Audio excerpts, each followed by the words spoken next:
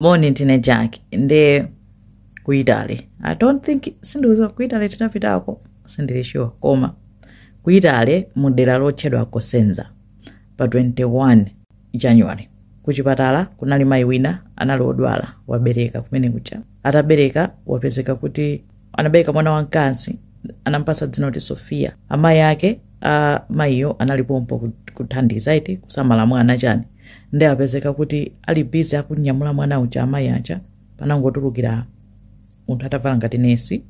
kunena kuti ndifuna ndintani ndinkonzeka mwana ikaya kumata akampanga weka ya otani ndibwe nayi pompano amayi acha nkutani ndikupereka mwana ucha nanga samati nesi eta navala za unesi munthu ucha wapita nayi mwana ucha anthu acha tututu kuti munthu ucha sakubwera atu ndi mwana ucha munthu ucha sakubwera atu ndi mwana ucha mpaka nawe akukafusa anesi munthu panabwera so nesi wina apa watenga mwana anesi acha ndana anatenga mwana palibe nesi amene akwena kutenga mwana mpamene amazazindikira kuti munthu wabera mwana kuimba foni ku polisi tsitsitsi pamene pacha ndi anathamangira kuyang'ana ma CCTV ndi kuyang'ana CCTV sizinavute achita kumuona ndi munthu ucha wantenga mwana akuyenda naye mkolido akukakumana ndi mzibambo wina amadikirira mkolido mucha atanyamula pram chikuku mayi ucha wamuyika mwana ucha mchikuku ndikutani onse ndikutani tikutuluka ndichikuku zonse zimaoneka pa CCTV atuluka pa khomo la chipatala chicha akalowa mgalimoto ndi galimoto yomwe ija apolisi anaona chani number plate antenga mwana athawa naye koma apolisi achita check number plate yachita kuonesa kuti aini acha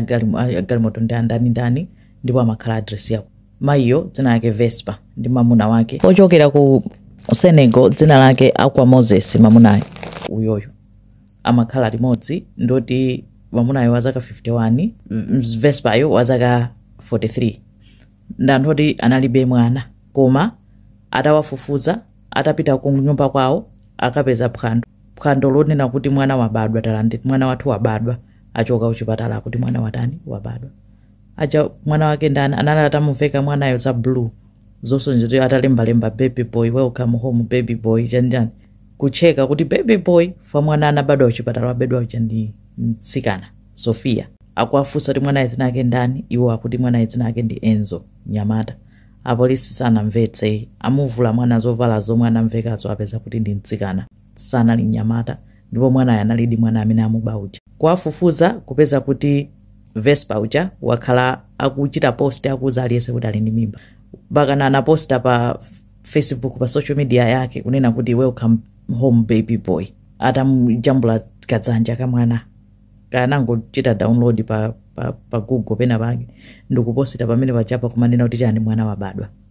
zonse zizabodza so nyizo kuti kuoneka kuti amayi ndi abambo akhala kupanga plani amafuna mwana nkupanga decide kuti azinamizira kunena kuti ali ndi mimba nthayo se kumauza achibale ndi analeso mona ngati ali ndi mimba nthayo nena kuti mwana amayenera kubadwa yafika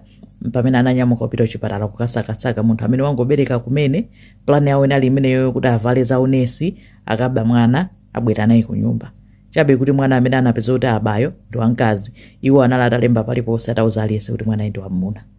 ndi dzina anampatsa la muna lonena kuti Enzo koma mu plani yawo yonseyo anayiwala CCTV ndi CCTV yathandiza kunena kuti anthu acha agwidwe nsanga ndi awagwira awalanda mwanayo akabweza kwa amayi ache ndi kankhani kena kamene kachitika kutiko